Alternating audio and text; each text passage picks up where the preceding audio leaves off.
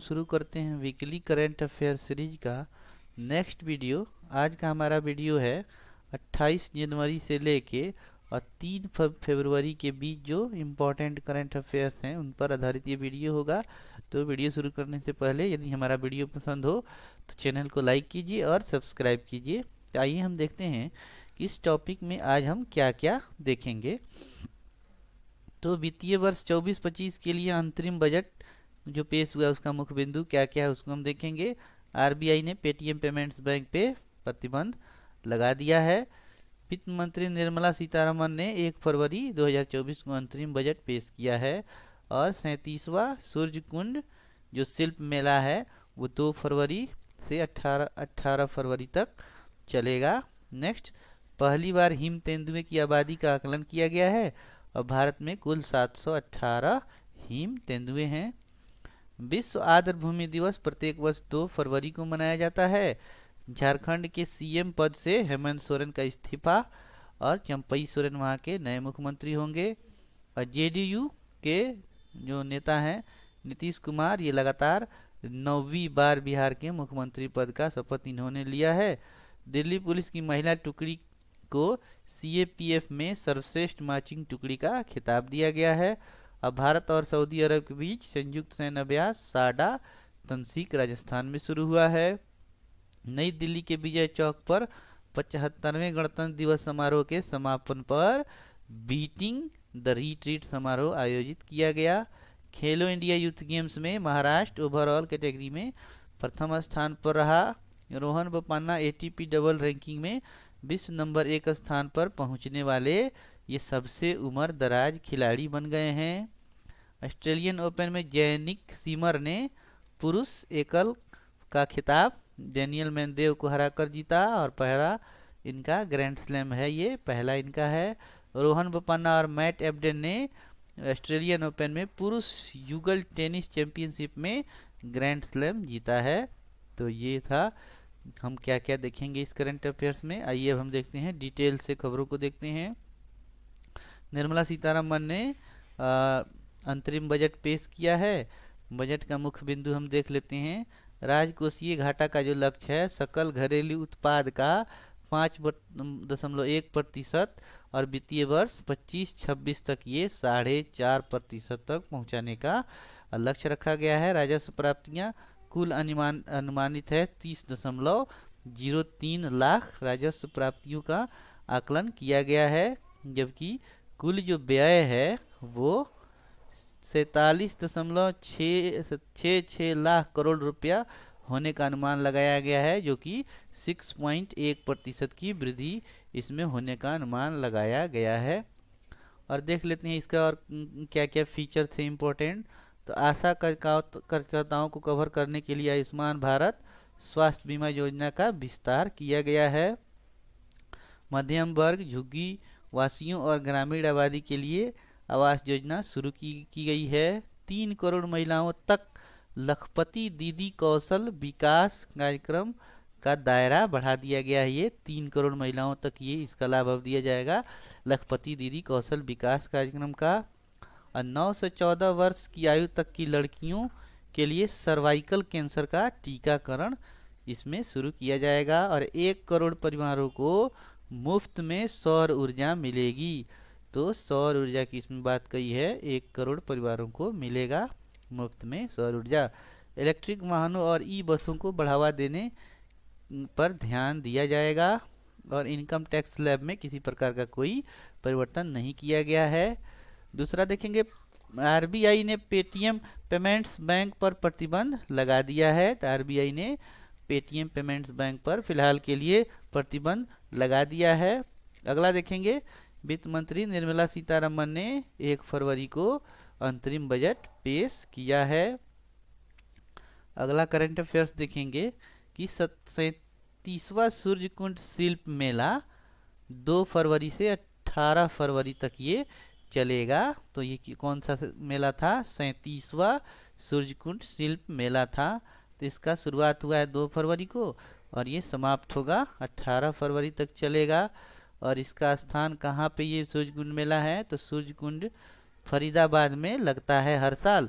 ये 10वीं शताब्दी में तोमर वंश के राजा सूरजपाल द्वारा निर्मित किया गया है ये सूर्य कुंड, जो एक सूर्य की झील इसका हिंदी में अनुवाद होता है। सूर्य कुंड का मतलब होता है सूर्य की झील, और यहीं पर सूरज कुंड मेला लगता है हर साल, और इसका निर्माण करवाया था 10वीं शताब्दी में तोमर वंश के राजा सूरजपाल द्वारा। वेरी इंपॉर्टेंट है। नेक्स्ट देखते हैं, पहली बार भारत में हिम तेंदुए की आबादी का आकलन किया गया है। कुल 718 हिम तेंदुए भारत में पाए गए हैं।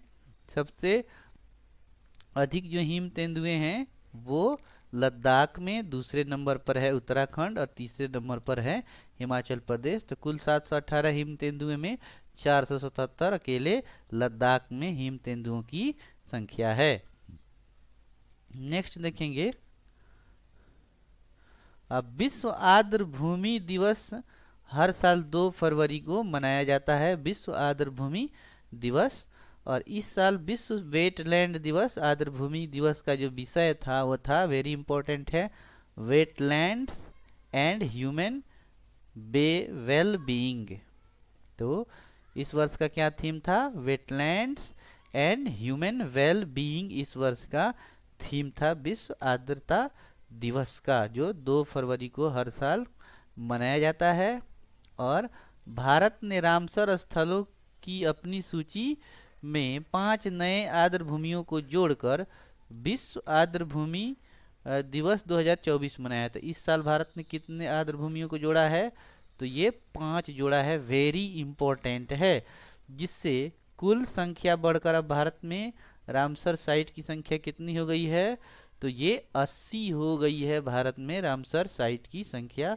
तो इसको याद रखेंगे। ये 5 स्थल कौन कौन से हैं ये देख लेते हैं। कराईवेट्टी पक्षी अभ्यारण्य और लॉन्गवुड शोला रिजर्व वन। तो कौन कौन से हैं? कराईवेट्टी पक्षी अभ्यारण्य और लॉन्गवुड शोला रिजर्व वन, ये दोनों कहाँ हैं? ये दोनों हैं तमिलनाडु में। अगला है अंक समुद्र पक्षी संरक्षण रिजर्व, अघनासिनी मुहाना और मगधी केरे संरक्षण रिजर्व, ये है कर्नाटक में। तो कर्नाटक में 3 आर्द्र भूमियों को शामिल किया गया है और 2 किया गया है तमिलनाडु से। एक बार फिर से देख लेते हैं। कराईवेट्टी पक्षी अभ्यारण्य और लॉन्गवुड शोला रिजर्व वन ये तमिलनाडु में है, जबकि अंक समुद्र पक्षी संरक्षण रिजर्व, अघनासिनी मुहाना और मगधी केरे संरक्षण रिजर्व, ये तीनों आपको कर्नाटक राज्य में स्थित हैं। नेक्स्ट देखेंगे, झारखंड के सीएम पद से हेमंत सोरेन ने इस्तीफा दे दिया है। तो झारखंड के सीएम पद से हेमंत सोरेन ने इस्तीफा दे दिया और इनके जगह पे चंपई सोरेन नए सीएम बनेंगे। अगला देखते हैं, राज्यों के करंट अफेयर्स में क्या देखते हैं। ये जेडीयू नेता जो है नीतीश कुमार, ये बिहार में 9वीं बार मुख्यमंत्री का शपथ इन्होंने लिया है। 28 जनवरी 2024 को ये 9वीं बार बिहार के सीएम पद पर इनका नियुक्ति हुआ है। अगला देखते हैं, दिल्ली पुलिस की महिला टुकड़ी को सीएपीएफ में सर्वश्रेष्ठ मार्चिंग टुकड़ी का खिताब दिया गया है। दिल्ली पुलिस को दिया गया है, सर्वश्रेष्ठ मार्चिंग टुकड़ी का खिताब दिया गया है। अगला देखते हैं, भारत और सऊदी अरब के बीच संयुक्त सैन्य अभ्यास साडा तनसीक का आयोजन राजस्थान में शुरू हुआ है। साडा तनसीक, भारत और सऊदी अरब के बीच साडा तनसीक संयुक्त सैन्य अभ्यास शुरू हुआ है। नई दिल्ली के विजय चौक पर 75वें गणतंत्र दिवस समारोह के समापन पर बीटिंग द रिट्रीट समारोह आयोजित किया गया। तो नई दिल्ली में ये बीटिंग द रिट्रीट समारोह नई दिल्ली के विजय चौक पर हर साल आयोजित किया गया है, इस बार भी ये आयोजित किया गया।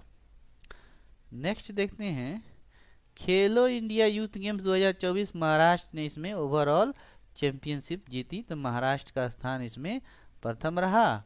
दिनांक ये 19 जनवरी से 31 जनवरी के बीच ये हुआ। इस बार इसका ये छठा संस्करण था तमिलनाडु में हुआ। और तमिलनाडु के 4 शहर कौन कौन थे? चेन्नई, मदुरै, तिरुचि और कोयम्बटूर, ये 4 शहर थे। सर्वाधिक पदक विजेता राज्य कौन सा था? महाराष्ट्र ने कुल 57 स्वर्ण पदक जीते और ये छठा संस्करण था खेलो इंडिया यूथ गेम का। तो ये अगला देखते हैं। Rohan Bopanna ATP doubles ranking में विश्व नंबर 1 स्थान पर पहुंचने वाले सबसे उम्रदराज खिलाड़ी बने हैं। रोहन बोपन्ना डबल्स की 1 नंबर रैंकिंग में ये पहुंच गए हैं और इनका उम्र कितना है? 43 साल की उम्र में ये पहुंचे हैं। तो ये हो गया। और उन्होंने अपने पार्टनर मैथ्यू एबडेन के साथ ऑस्ट्रेलियन ओपन मेंस डबल जीतने के बाद यह उपलब्धि हासिल की। तो उन्होंने ऑस्ट्रेलियन ओपन का डबल का खिताब भी जीत लिया है। और भारत की तरफ से वो लिएंडर पेस, महेश भूपति, सानिया मिर्जा के साथ रैंकिंग में शीर्ष पर पहुंचने वाले चौथे भारतीय टेनिस खिलाड़ी बन गए हैं। इसके पहले लिएंडर पेस, महेश भूपति और सानिया मिर्जा 1 नंबर स्थान पर पहुंच चुके हैं। गौरतलब है कि ये चारों खिलाड़ी ग्रैंड स्लैम भी विजेता हैं। तो ये चारों खिलाड़ी ग्रैंड स्लैम भी जीते हैं। अगला देखते हैं कि जैनिक सिनर ने पुरुष एकल फाइनल में डेनियल मेदवेदेव को हराकर अपना पहला ग्रैंड स्लैम जीता है।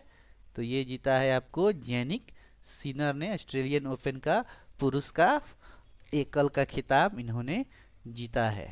और इन्होंने फाइनल में डेनियल मेदवेदेव को कड़े मुकाबले में हराया। और ये 22 वर्षीय चौथी वरीयता प्राप्त खिलाड़ी की जीत ऑस्ट्रेलियन ओपन में उनकी पहली बड़ी ट्रॉफी है। और जैनिक सिनर 1976 में एड्रियानो पनाटा के बाद ग्रैंड स्लैम जीतने वाले पहले इतावली बने हैं। तो इसके पहले 1976 में एड्रियानो पनाटा ने ये जीता था। अब ये जीते हैं जैनिक सिनर। नेक्स्ट देखते हैं।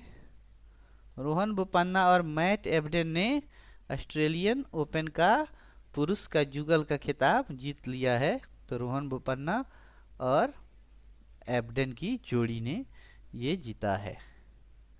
नेक्स्ट देखते हैं। तो ये कुछ इम्पोर्टेंट करंट अफेयर्स थे जिनको हमने डिटेल में देखा है। अब आइए हम शॉर्ट में देखते हैं कि ऑब्जेक्टिव टाइप क्वेश्चन इनके आधार पे कैसे पूछे जाते हैं। तो पहला है हमारा सूर्यकुंड मेला। तो सूर्यकुंड मेला, शिल्प मेला कहाँ आयोजित किया जाता है? तो हर साल ये कहाँ आयोजित किया जाता है? सूर्यकुंड फरीदाबाद में ये आयोजित किया जाता है और राष्ट्रपति द्रौपदी मुर्मू द्वारा इसका उद्घाटन किया गया। नेक्स्ट देखते हैं। 10वीं शताब्दी में सूर्यकुंड में ऐतिहासिक जलाशय का निर्माण किसने करवाया था? तो ये ऐतिहासिक जलाशय का निर्माण कराया था तोमर वंश के राजा, आपको तोमर वंश के राजवंश के द्वारा ये कराया गया था, राजा सूरजपाल द्वारा। तो राजा सूरजपाल द्वारा ये निर्मित कराया गया था, जो तोमर वंश के राजा थे। और ये 10वीं शताब्दी में किया गया था। सूर्यकुंड का मतलब होता है सूर्य की झील। किस बैंक भुगतान को नियामक मानदंडों के उल्लंघन और गैर अनुपालन के लिए आरबीआई ने प्रतिबंध का सामना करना पड़ा है? तो ये पेटीएम पेमेंट्स बैंक पे आरबीआई ने प्रतिबंध लगा दिया है, पेटीएम पेमेंट्स बैंक पे। नेक्स्ट देखते हैं। विश्व आर्द्र भूमि दिवस 2024 का विषय क्या था? तो इसका विषय था आर्द्र भूमि और मानव कल्याण। वेरी इंपॉर्टेंट है ये, आर्द्र भूमि और मानव कल्याण इसका मुख्य विषय था। प्रत्येक वर्ष विश्व आर्द्र भूमि दिवस 2 फरवरी को मनाया जाता है। इस बार 5 साइट्स को इसमें शामिल किया गया है। 5 नई रामसर साइटें जोड़ने के बाद भारत में कितनी रामसर साइटें हो गई हैं? तो अब ये हो गई हैं टोटल 80 रामसर साइटें हो गई हैं। तो 80 रामसर साइटें हो गई हैं। 5 और आर्द्र भूमियों को जोड़कर विश्व आर्द्र भूमि दिवस 2024 इस बार मनाया गया और टोटल जो है 80 रामसर साइट हो गई हैं भारत में। वित्तीय वर्ष 24-25 के लिए अंतरिम बजट में राजकोषीय घाटे का लक्ष्य क्या रखा गया है? तो ये रखा गया है सकल घरेलू उत्पाद का 5.1% रखा गया है राजकोषीय घाटा 2024-25 के लिए। तो सकल घरेलू उत्पाद का 5.1% रखा गया है 24-25 के लिए, जबकि वित्तीय वर्ष 25-26 के लिए ये घाटा 4.5% पहुंचने का अनुमान लगाया गया है। नेक्स्ट क्वेश्चन, अंतरिम बजट 2024-25 में आयकर स्लैब या दरों में क्या स्थिति है? तो इस बार कोई बदलाव नहीं किया गया है आयकर स्लैब में। झारखंड के मुख्यमंत्री पद से हेमंत सोरेन के इस्तीफे के पीछे क्या कारण था? तो उन्हें भ्रष्टाचार के एक मामले में प्रवर्तन निदेशालय ईडी ने गिरफ्तार किया था, उनके ऊपर भ्रष्टाचार का आरोप था, तो इसीलिए उनको इस्तीफा देना पड़ा। नेक्स्ट क्वेश्चन, झारखंड का नया मुख्यमंत्री कौन होगा? तो झारखंड के नए मुख्यमंत्री होंगे चंपई सोरेन। झारखंड के नए मुख्यमंत्री होंगे चंपई सोरेन होंगे। नेक्स्ट क्वेश्चन, आम चुनाव से पहले बजट सत्र के दौरान प्रस्तुत बजट के लिए किस शब्द का प्रयोग किया जाता है? तो ये किया जाता है अंतरिम बजट, जिसे निर्मला सीतारमण ने 1 फरवरी 2024 को पेश किया है। नेक्स्ट क्वेश्चन, किस राज्य ने 2024 में खेलो इंडिया यूथ गेम्स की मेजबानी की? तो हमने देखा था तमिलनाडु में इसकी मेजबानी की, तो तमिलनाडु ने खेलो इंडिया यूथ गेम के 6ठे संस्करण की मेजबानी की थी। नेक्स्ट क्वेश्चन, जनवरी 2024 में राजस्थान में संयुक्त सैन्य अभ्यास सड्डा तनसीक किन दो देशों के बीच हुआ? तो सड्डा तनसीक हुआ भारत और सऊदी अरब के बीच हुआ। सड्डा तनसीक संयुक्त सैन्य अभ्यास भारत और सऊदी अरब के बीच हुआ सड्डा तनसीक संयुक्त सैन्य अभ्यास। नेक्स्ट क्वेश्चन, CAPF अन्य सहायक बलों के बीच किस दल ने सर्वश्रेष्ठ मार्चिंग दल का पुरस्कार जीता? तो ये जीता दिल्ली पुलिस की महिला मार्चिंग टुकड़ी ने ये पुरस्कार जीता। नेक्स्ट क्वेश्चन, भारत में पहली बार हुए हिम तेंदुए की जनसंख्या SPAI के अनुसार भारत में हिम तेंदुए की अनुमानित कुल संख्या कितनी है? तो ये 718 है, और सबसे अधिक जो हिम तेंदुए हैं वो लद्दाख में सबसे अधिक हिम तेंदुओं की संख्या है, तो 718 पूरे भारत में है, तो 718 हिम तेंदुओं की संख्या है। भारत में हिम तेंदुआ जनसंख्या आकलन SPAI के अनुसार भारत में किस राज्य में हिम तेंदुओं की संख्या सबसे अधिक है? तो ये लद्दाख में हिम तेंदुओं की संख्या सबसे अधिक है, और ये 477 वहाँ पे हिम तेंदुए हैं। उसके बाद 2 नंबर पे उत्तराखंड आता है। Next question, beating the retreat प्रत्येक वर्ष किस स्थान पर आयोजित किया जाता है? तो प्रत्येक वर्ष ये विजय चौक नई दिल्ली में आयोजित किया जाता है। परिच्छेद में उल्लिखित सशस्त्र बलों का सर्वोच्च कमांडर कौन है?